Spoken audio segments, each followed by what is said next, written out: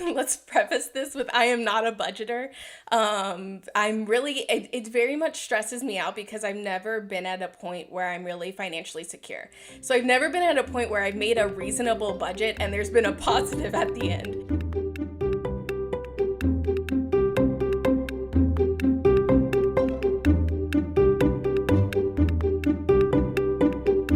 Welcome to the Personal Finance for PhDs podcast, a higher education in personal finance. I'm your host, Dr. Emily Roberts. This is Season 10, Episode 4, and today my guest is Dr. Elena Breister, a PhD in chemistry and the founder of the Science Grad School Coach. We discuss two major aspects of Elena's finances from grad school and her postdoc, student loans and a condo purchase. Elena's main financial goal during grad school was paying down her variable interest rate private student loans, and the strategies she used will be very accessible to grad students who, like her, don't budget. Elena and her partner took a gamble in purchasing a condo when they moved for her postdoc, and then sold it less than a year later when she left that position. Listen through to the end of the interview to learn the connection between that condo purchase and the Science Grad School Coach. I have my first two speaking engagements of the 2021-2022 academic year coming up this week. Speaking live to and with graduate students and PhDs is my absolute favorite activity within my business, even in a remote format. I've built out a slate of offerings this year that I'm incredibly proud of. My flagship seminar is the Graduate Student and Postdocs Guide to Personal Finance, and it's typically what I recommend to first-time hosts as it covers a broad array of personal finance topics, which of course I discuss through the lens of the PhD experience. I also have 4 deep dive seminars on financial goals, investing, debt repayment, and cash flow. I offer these in 3 formats, which is new for me this year. I can deliver this material as a 1-hour live lecture and Q&A, a 2-hour live workshop, or a flipped classroom model in which I give access to the workshop videos and individual exercises in advance, and then hold a live call exclusively for discussion and Q&A. I'm really pleased to be able to work with grad students and PhDs to create actionable steps to improve their finances in each of these areas. These 4 deep dive seminars work very well as a series, but can also be booked individually. If any of those seminars sound interesting to you, please recommend me as a speaker to your university, graduate school, graduate student association, postdoc office, or department. It's super easy and relatively inexpensive to arrange a remote event with me. Ask the potential host to go to pfforphds.com/speaking or simply email me at emily@pfforphds.com to start the process. I really appreciate these recommendations. They go very far to support personal finance for PhDs so I can continue to provide great content like this podcast for free. Without further ado, here's my interview with Dr. Elena Breister.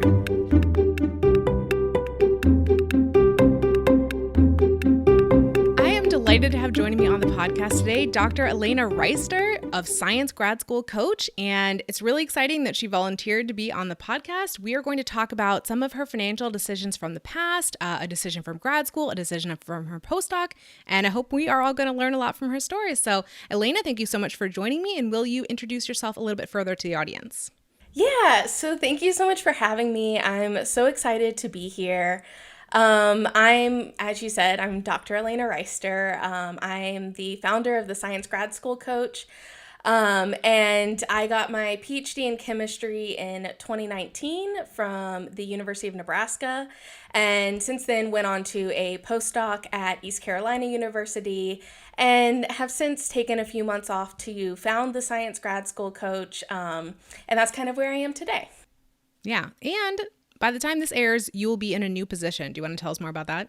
I will. So I'm actually going back to where I got my PhD from, and I'm going to be a metabolomics and proteomics research specialist. So I'm getting to go back into research, basically doing a lot of working on doing metabolomics and proteomics for other professors.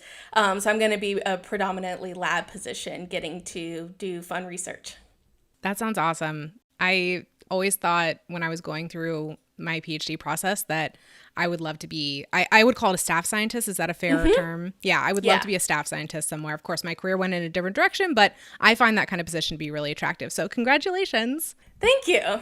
All right. So the first subject we're talking about today is student loans, everyone's favorite. We're actually going to focus on your private student loans, and we'll get into why in a moment. But give us the full kind of picture of what your student loan situation was coming into grad school. Yeah, so actually went to a private undergraduate university. And I did that because it was actually the same for me to go there as my in-state public university, because I got a bunch of scholarships to the private and no scholarships to the public. So I went there, but I still had to rack up a lot in student loans, unfortunately.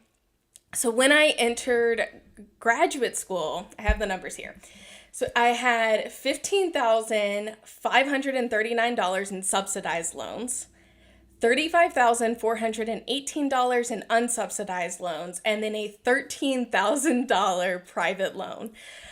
So my freshman year was the only year I took out private loans in undergrad. And that was that $13,000 private loan. So altogether, if I did my math right, it comes out to $63,957 that I had in student loans going into graduate school. Yeah. And how did you feel about that at the time? So I was not great. I was really worried because I knew that I had all this kind of loan built up. And when you get to graduate school, you might not be thinking about your loans because they're generally deferred. And so it's something, I don't need to make this payment. I don't need to worry about it. But I knew that bill was going to come due. And I knew when it was going to come due, I wasn't going to really have the financial security to pay it off. So I was constantly looking for ways to figure out, how can I pay these things off quicker? One, just because of trying to not pay as much interest, but then two, so that when I did get out of graduate school, I didn't have, because I think when if I would have left graduate school with all of that money, it would have been almost $800 a month that I would have had to pay back using like the government's extended repayment. It would have been over $1,000 if I tried to pay it all back in 10 years. And I was looking at what postdocs got paid and what other things got paid, I was like, there's no way I'm going to be able to afford this. So I was really worried in graduate school about how I was going to navigate after graduate school, even though it wasn't a payment I needed to make at that time. That is so interesting that you were more concerned about your future self when the deferment was over than you were about maybe how were you going to do it in the meantime, right? I mean, I think it's really forward thinking, but I think it's unusual, right? Because many of us, I think within our finances have a very optimistic view. Mm-hmm. My income's going to be so much higher later. And that we hope, of course that's true. But also don't necessarily when we're younger think about, well, yeah, my income might be higher, but also I might have some expenses that are higher when I'm older also. So it's so interesting. But you noted there were 3 different buckets of student loans for you, federal subsidized, federal unsubsidized, and private. Yes. And so was there one of those that you were going to target first or that bothered you the most? Yes. So my private loan definitely bothered me the most. And that is because it had the highest interest rate. Is the first reason it bothered me. The second reason is so COVID-19 has apparently happened, and through that time, we've had a forbearance on student loans. That doesn't apply to private student loans. And so I knew that I was going, private student loans generally aren't as nice as well when it comes to, forbearances or deferments for your situation. And so when I got my student loan, my interest rate was at 7%. And by the time I paid off that student loan, because I had a variable interest rate, because someone told me that was smart to do back then, it was at 11% interest rate. Yeah. It was literally going up every month in the interest that I was paying. Wow. What a great note of warning for the listener regarding variable student loans. First of all, to have it at 7%, 7% is like, okay, yeah, it's kind of a going rate. Like, but to get up to 11, wow, Yeah. in an overall low interest rate environment. I actually also had a variable interest rate student loan, federal one, actually. Okay. It might have even, it was subsidized and then became this variable rate student loan once I came out of deferment. But because of the time period, and I think because it was federal and not private like yours, the interest rate, I think it was like at 2-something%, 3-something%. When it got up to 4, I was like, you got to go. And we just paid it off. Yeah. So I'm just like really balking at 11. So it was really, really, good foresight again for you to target that as like, oh, wow, this is variable. I don't know which direction this is going. Like, right. Let's work on this first. So was that like your main financial goal during graduate school, was working on paying down that private student loan? Yeah, so that was definitely the main thing I wanted to do, was pay that off and then have that off my chest. Because I still had, several tens of thousands more student loans that I needed to work on. So that became kind of my main goal and what I was putting money towards. I still did like other things as well. I planned for trips and stuff like that, that I could go do. But that was definitely my goal is I wanted to pay off all 13,000 by the end of my PhD. I didn't get to that. I did 10,000, mainly because I graduated a year and a half early in my PhD. So I graduated in 3.5 years. So I ended up paying it off by what would have been the end of my 4th year.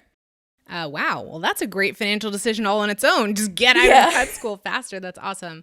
I love that you identified paying off the loan in its entirety as like an ambitious goal. Yeah. It's the kind of thing where like, that phrase like, shoot for the moon, and even if you miss, you'll end up among the stars. Like paying off 10K, like you're among the stars. Like that's amazing. In 3.5 years, that's amazing. Yeah. So let's hear more about how you mechanically did that. Like what strategies were you using? Yeah, so I think there was probably like 3. Let's preface this with I am not a budgeter.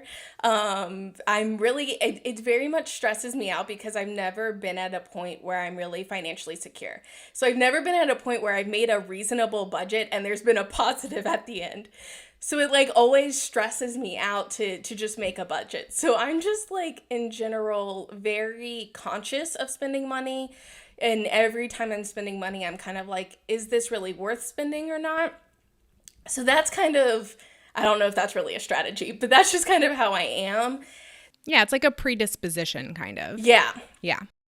So probably the biggest thing that helped me to be able to do it was that I went to a graduate program in Lincoln, Nebraska. So location is a big thing when you're choosing a graduate school, and I really wanted to go to a big city. Fortunately, I think I didn't get into programs in big cities. And so I came here, and you can so my first apartment, I shared it with 2 other people. It was, fairly new apartments, very modern. It was a $400 rent. So it's just so much cheaper to live in a place like Lincoln. So I think my monthly stipend was $1,700 after taxes. And so that goes a lot further when your rent is only $400 of that $1,700. So I think that's a major factor, is the fact that I was living in a much lower cost of living area. And then what I would do is, so whenever my bank account gets below $1,500, I start freaking out. So I planned every month to try and put $500 towards my student loan. So we get paid once a month at the end of the month. So right before my paycheck would hit, I would look at my bank account and I would say, okay, there's this much. And if, I had $2,000 left, I would pay $500. If I had below that, I would pay until I hit that $1,500 mark. And so that was kind of my strategy in paying that loan off. Yeah, I really like the way you articulated that. I think is probably really relatable for people who, as you said, are not budgeters or not into that, but like you are kind of have a predisposition of, okay, I'm really going to kind of carefully weigh my spending, and you have this target of $500 per month in mind. Yeah, maybe you don't hit that every month, but you're going to be, when you're drawing close to that and you're starting to, eat into that balance, you're aware of it. So yeah, I think that strategy can be really relatable. The third one I did is I actually worked on getting a bunch of research awards. So I got a research fellowship that I think it was right around $3,000 that was paid out over 2 years. And I put all of that money towards that private loan. I got multiple research poster awards. There was actually one poster session that was done every year that I literally just went to it to try and get the award so that I could put it towards my student loans. And I think I won like first or second place every year, which was like a $250 or $300 award. So it's a nice, amount of cash coming in. So I would do things like that, looking for fellowships, research awards, poster sessions, talk sessions, and trying to do things like that to be able to get some extra income. And probably about $3,000 to $5,000 of what I paid towards my student loans probably came from the research awards and fellowships that I got. That's incredible. And what a boost for your CV too. Right? So nice to have that double benefit. If, whatever your motivation is for going after these things, going after awards, the outcome is great if you actually get it. And even if you don't, it's still worthwhile. Right. So yeah, that's great to hear. And so those awards, when you mentioned your stipend earlier, that's all on top of that stipend. So you just kind of had a plan of like any windfall money like that would go straight towards the student loans. Yep. All right. Yeah. Anything else you want to share with us about how you made that work? I don't think so. I mean, those were kind of my biggest things. It wasn't a very planned thing, but it was a thing that was like always on the front of my mind. Anytime I would look at my finances, I kept thinking, is there a way I can put more money to get this, student loan paid down? Yeah. Well, let's hear current updates. You said you finished in 2019. We're now in 2021. We're recording this in April 2021. So yeah, where are your private student loans now? Where do they stand?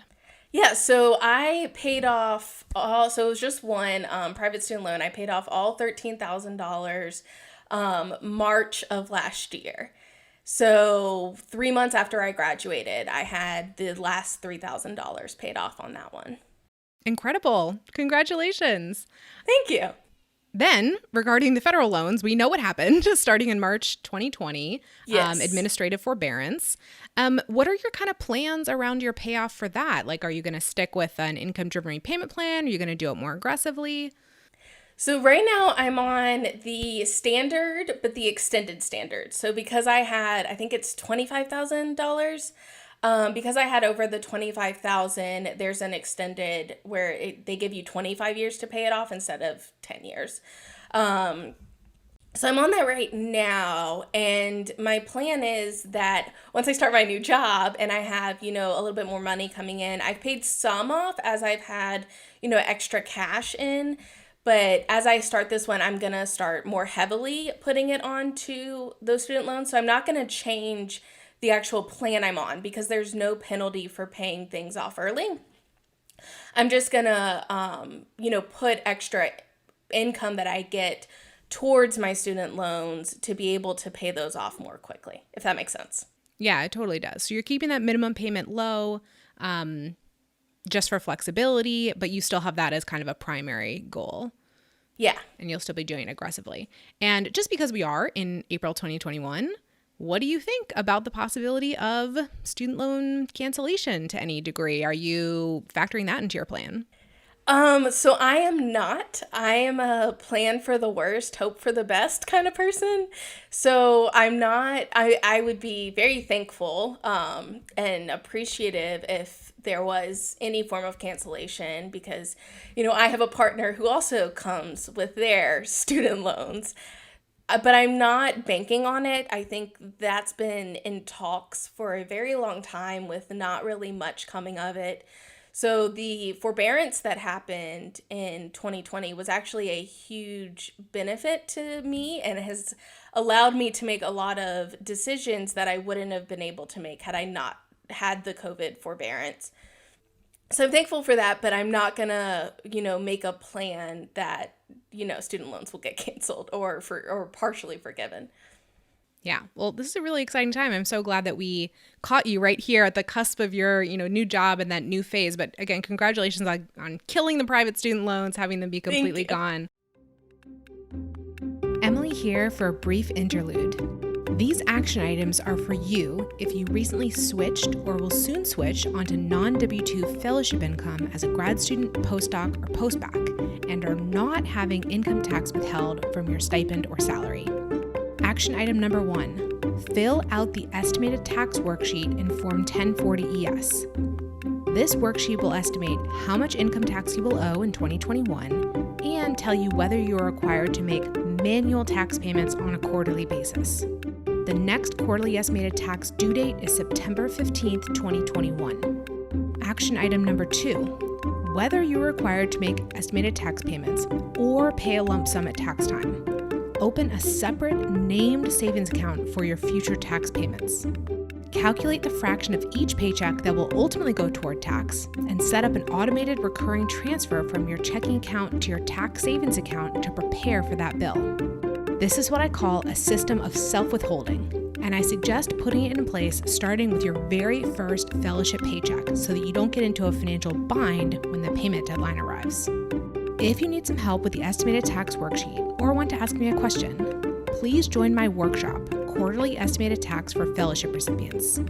It explains every line of the worksheet and answers common questions that PhD trainees have about estimated tax. Go to pfforphds.com/QE-tax to learn more about and join the workshop.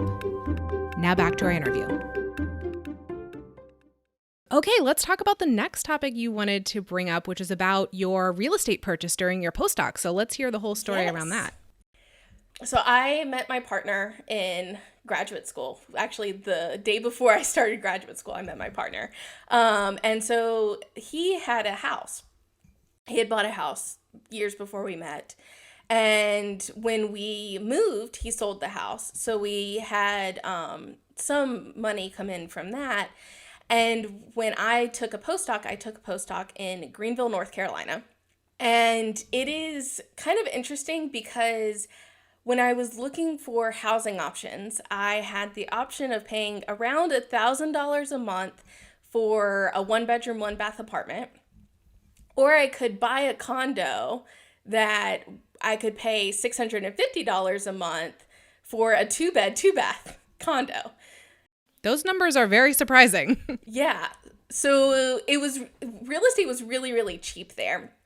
And to get into a decent apartment that, wasn't bug infested and had other problems, it was very expensive to do there. So we decided to invest, and we bought a $85,000 condo, 2-bed, 2-bath condo. And my partner comes from a family that has constantly flipped homes. So this condo looked very bad. It kind of looked like it had been run down from the 70s, but was built in the 90s. So it was kind of it had been a rental for years, and we kind of transformed it. I think one of my friends said it looked like a modern New York City apartment by the time we were done with it. So it was kind of interesting because we worked a lot on the condo and made it look a lot nicer. But our main driving factor for buying it was primarily because it was so much cheaper. And it was going to save us so much money in the long run. Both because we were investing in something, and then also just because the monthly payment was so much lower when we bought something versus renting a place.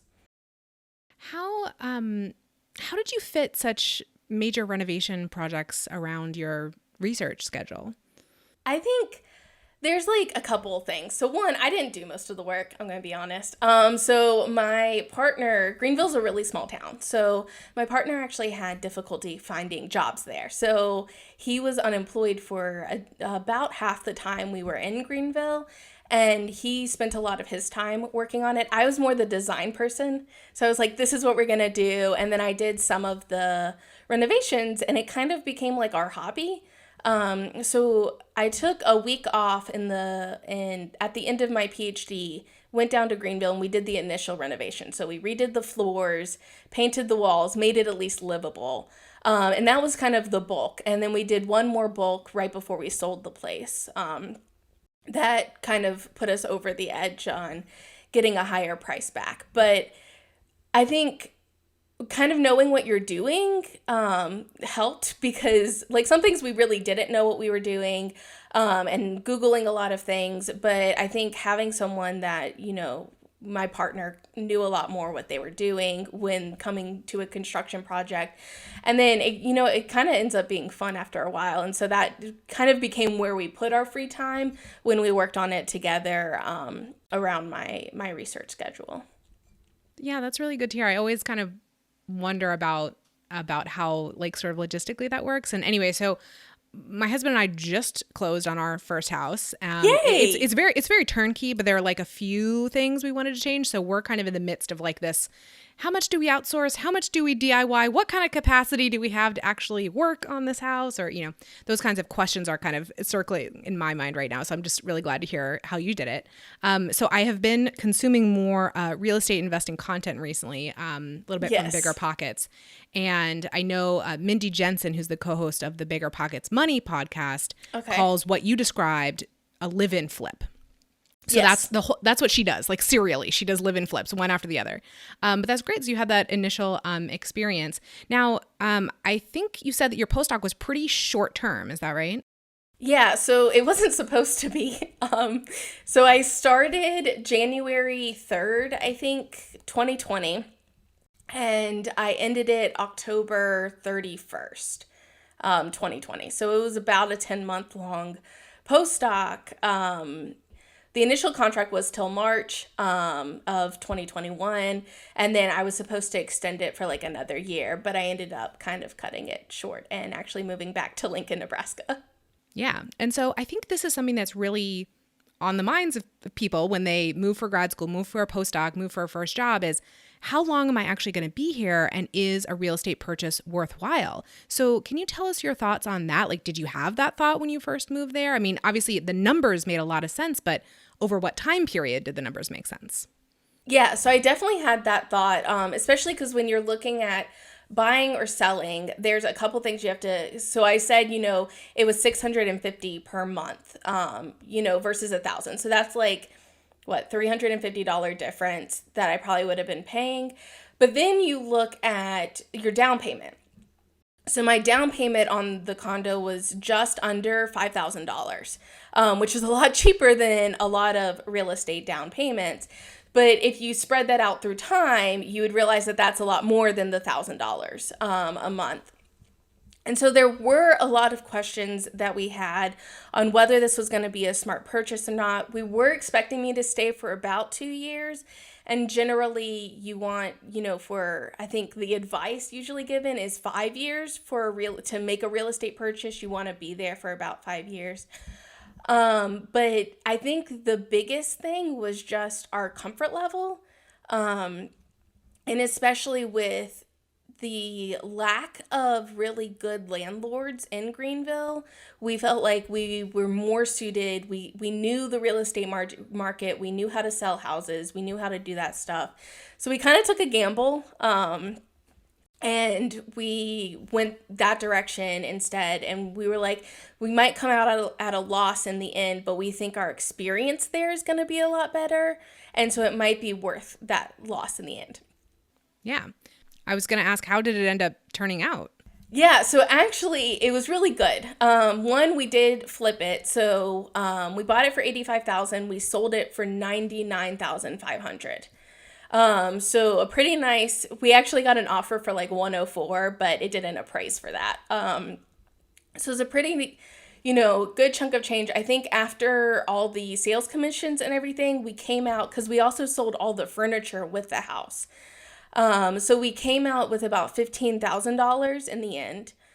But the biggest thing was that we didn't think about is because we had bought real estate, we weren't hooked into a lease. So we sold our place. We went under contract in September, which means we could leave. Where if we had started a lease in January, by the time, October came around, which is when we left October 1st.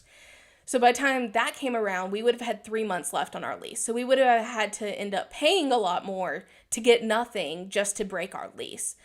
So ultimately, it was kind of a good decision in that we were able to, leave without having to worry about paying, penalty fees. Yeah, I'm really glad that, you're here to tell this story, because I think for me anyway, my mind more naturally goes to like the downsides of taking, risky decisions.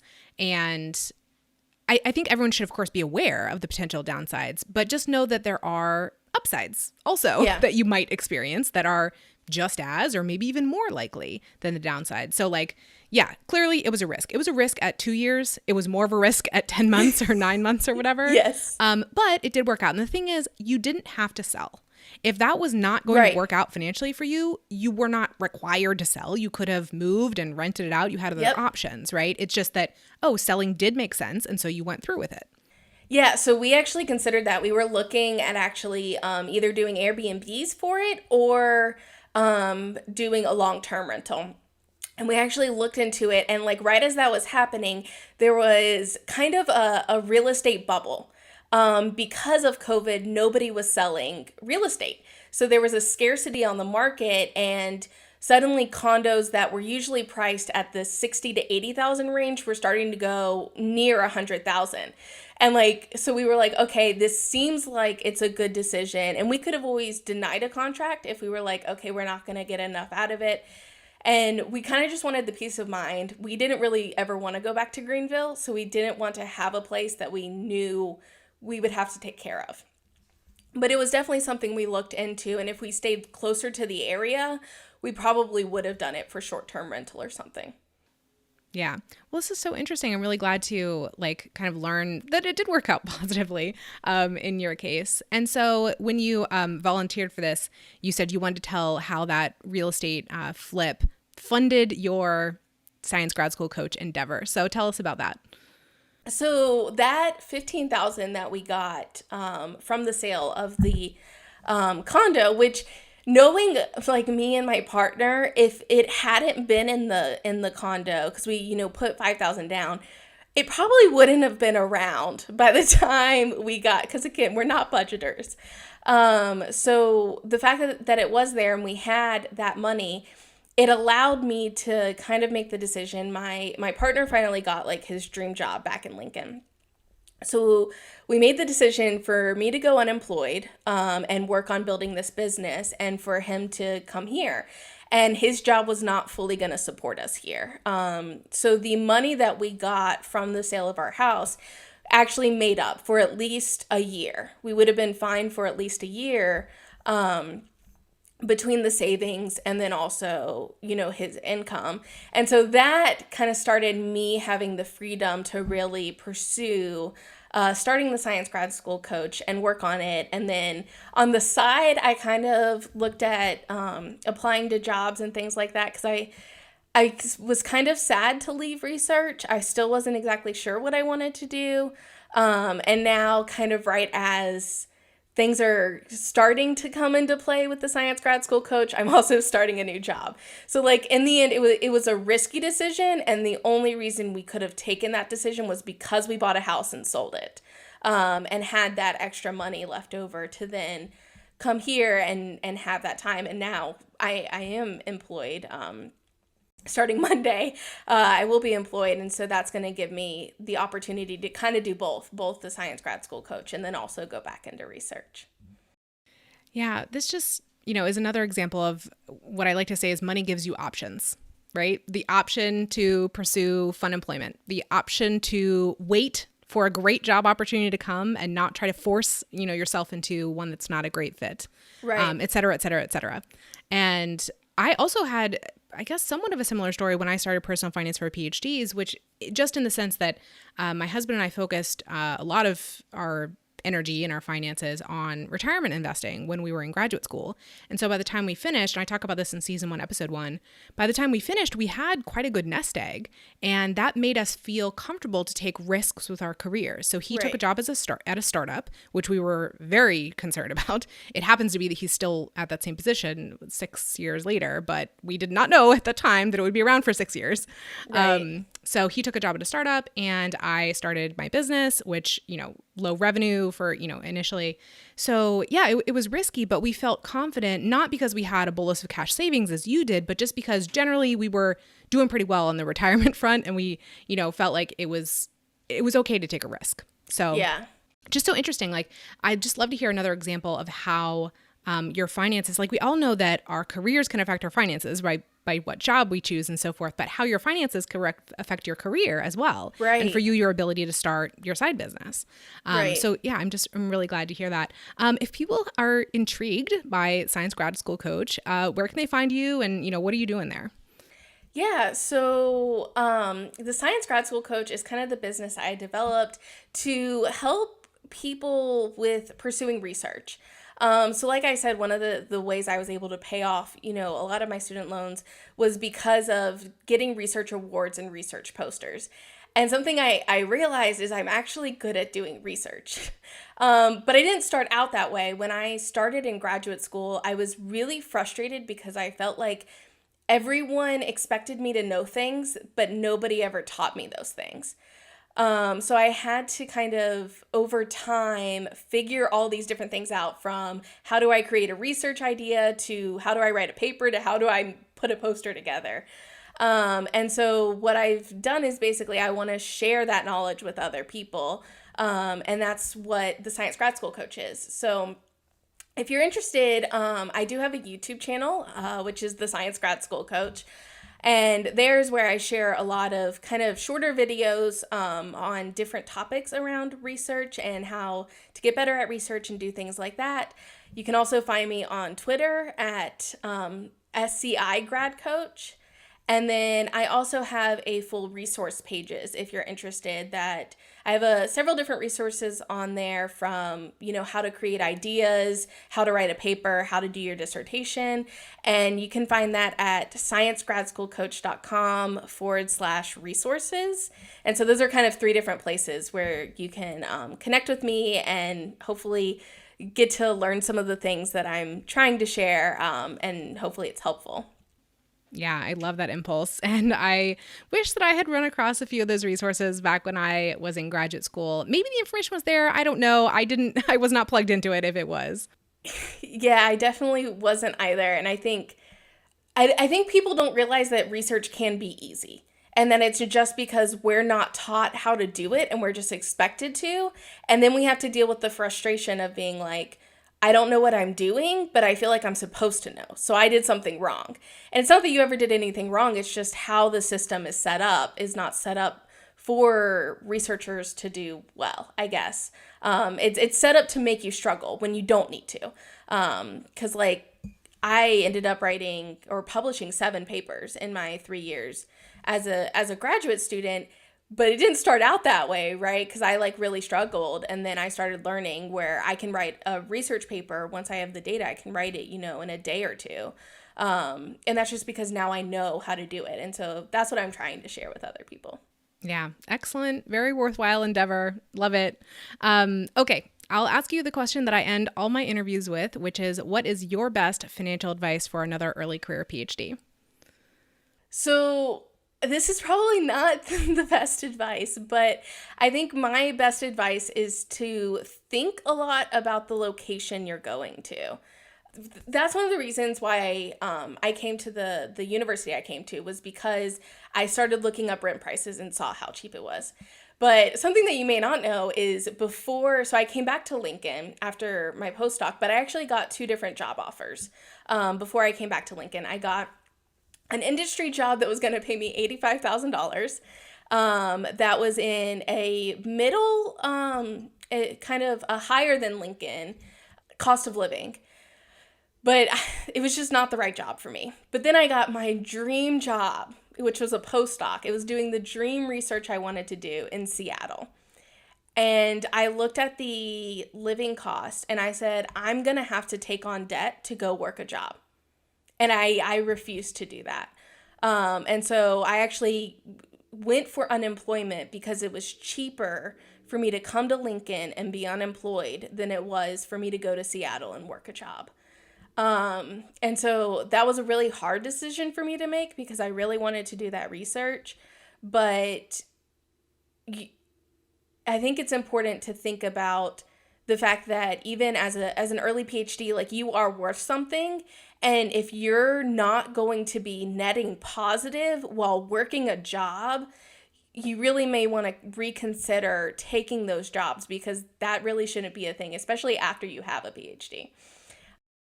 What an indictment, of the salaries that we pay both graduate students and postdocs. Absolutely. And it's so unfortunate. I mean, it's the academic loss, the research engine's loss that you did that calculus and came on the side of, I can't take this job because Right. you simply don't pay me enough. You made a rational decision in the face of that, situation, but it's just so unfortunate that things are set Yeah. up that way. In any case, you have another wonderful job coming up now in Lincoln. And yeah, I totally agree with you. You have to be very careful about examining the cost of living versus salaries. Those salary numbers, if you're coming from a lower or middle, cost of living city, moving to a high cost of living city, like maybe that initial postdoc salary looked to you like, not bad. But then you had to actually look into it and say, oh no, Seattle, quite expensive. It's not going to work. So I totally agree with you. Do that at every single, any job you're trying to take going forward. Is there anything else you wanted to add on that? I think that's the main thing. Yeah. And like with Seattle, like that was my dream city too. Like that is where like I want to go retire. So it was like so tempting to take it, and then just to realize that you're literally not paying me enough to even afford rent, really. And so this new job I'm taking is just slightly over that same salary, but it's so much more livable because Lincoln is literally less than half the cost of living of Seattle. So making that kind of decision, I think it's so tempting to think that if I take this dream job, it's going to propel me to the next dream thing. And kind of after different situations in my life, I realized that that's not always true. And it's not worth either going through a toxic situation or a situation where you're literally not making enough money to live, for a hope of the next thing. Because if you don't get that next thing, you've screwed yourself. Yes, such an important message. We all know the abysmal hiring rates for, of course, faculty positions. Yes. But even as I said earlier, like we tend to be really optimistic about the whole salary situation We do. We in really research. do. And hey, we all hope it comes about, but you got to look at the downsides too. So it's interesting that you've sort of illustrated in your story a couple different gambles that we've been talking about, and how you've made different decisions, in the face of these. So yeah, I love that you illustrated those points. Thank you so much for joining me today. It was a pleasure to have you and to get to know you. Yeah, thank you so much for having me. And I hope that my story can be helpful to other people, especially about, thinking about student loans while you're in grad school.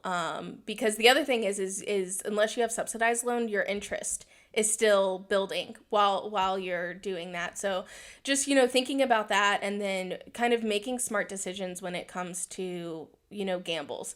So I'm not a risk taker. I realize that this sounds like I'm a risk taker. I'm really not. Like I weigh through the pros and cons of everything I do. And, there are some risks you have to take in life, but I try to limit those to those that are just absolutely necessary. So I hope that this can help people, that sometimes it works well, and sometimes not taking an opportunity also works well in the end. Yeah, thank you so much for sharing these stories and for joining me. Yeah, thank you.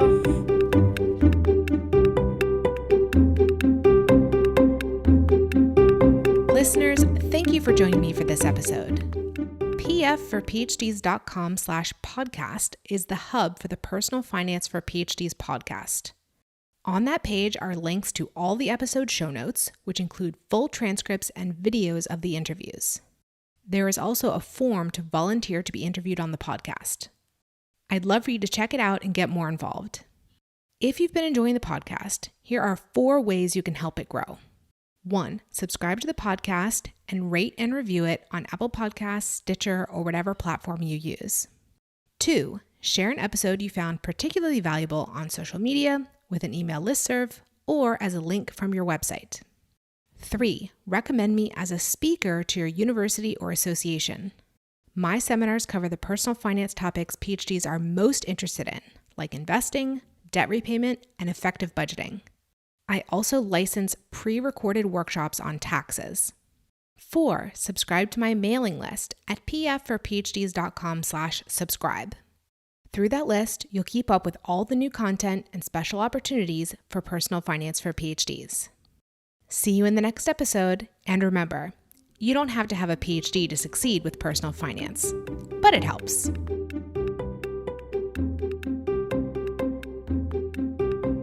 The music is Stages of Awakening by Poddington Bear from the Free Music Archive and is shared under CC by NC. Podcast editing by Lourdes Bobbio and show notes creation by Miriam Ock.